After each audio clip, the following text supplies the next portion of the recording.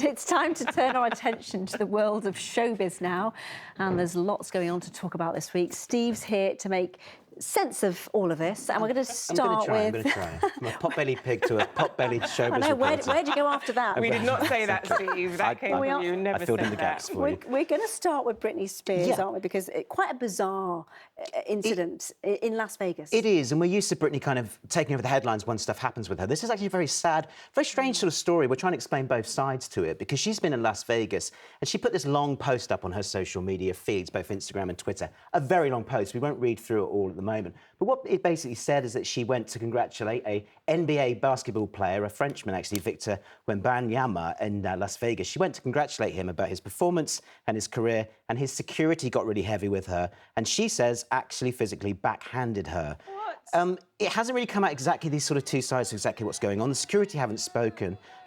Victor Wembanyama has come forward himself to sort of explain it. By all accounts, he didn't really know what was going on and seems very confused. But let's listen to what he has to say about his side of the story. And there was one person who was calling me, but we talked before with the security, don't stop because it's gonna make a crowd. So I couldn't stop. That person grabbed me from behind, not on my shoulder. She grabbed me from behind, and so I just know that the security pushed her away. I don't know with how much force though. Yeah, it turns out it was Britney Spears, but I didn't know because I didn't see her. I never saw her face. Victor Wembanyama's thought of as the brightest thing sort of in NBA circles. He's 7'5". A lot of security around him, a lot of confusion obviously happening at these big public events. Britney knows all about that. She says there's no arrest been made, by the way. She said she just wants to draw attention, reminding the world physical violence is never OK.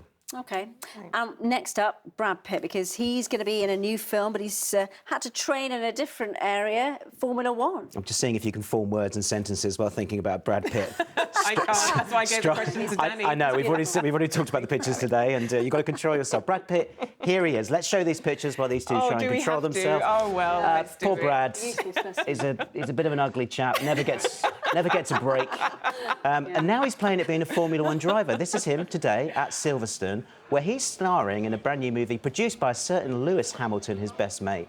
And Brad is actually going to be on the track around this weekend in a Formula 2 car that's been sort of souped up. But he will be driving around, so if you go and keep an eye out, you'll see him doing laps. They're filming it for a movie that's due out next year about an ageing racing car driver who comes back after a 30-year break. Brad Pitt is 59. God, he turned 60 in December. Wow. How is that? He looks dangerous behind the wheel. He looks at that age. He looks right. So F1, you say. I will become a fan today, and we'll go to Silverstone. For tickets. We'll go. Yes, yeah, indeed. We're going to go and try. Our tickets still we available. do spot Brad at Silverstone this see. weekend.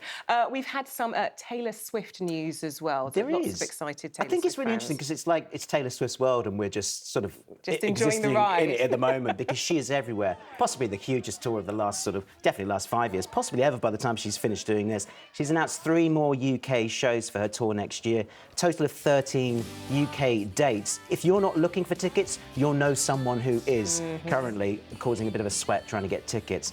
She's also, though, announced she's playing double on June the 30th, which is interesting because it means she won't be playing Glastonbury. So that shuts that down. Next year. That shuts that down. And as if that wasn't enough for Taylor Swift fans, she's re-released Speak Now. It's an old album that she's, of course, re-recording. Rather interesting, re-recording all her old albums.